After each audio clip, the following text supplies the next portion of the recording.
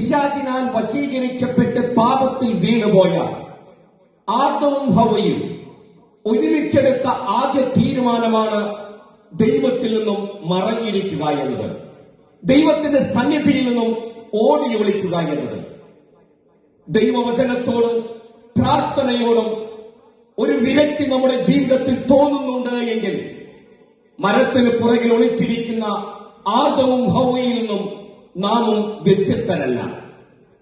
അത്തിയിലകളെ കൂട്ടിത്തുന്നി വസ്ത്രമുണ്ടാക്കി മരത്തിന് പുറകിൽ ഒളിച്ചിരിക്കുന്ന ആദത്തോടും ഹവ്വയോടും കൂടെ നടക്കാൻ ആഗ്രഹിച്ച പിതാവായ ദൈവം ഇപ്രകാരം ചോദിച്ചു, വേർ ആർ യു? ജീവിത സാഹചര്യങ്ങൾ എന്ന് പറയുന്ന അത്തിയിലയെ കൂട്ടിത്തുന്നി സ്വയം ന്യായീകരണത്തിന്റെ വസ്ത്രമെടുത്ത് ദൈവത്തിൽ നിന്നും ദൈവവചന ധ്യാനത്തിൽ നിന്നും പ്രാർത്ഥനയിൽ നിന്നും മറഞ്ഞിരിക്കുമ്പോൾ സ്നേഹവാനായ ദൈവത്തിന്റെ ശബ്ദം നമ്മുടെ ചെവികളിൽ മുഴങ്ങട്ടെ. Where are U?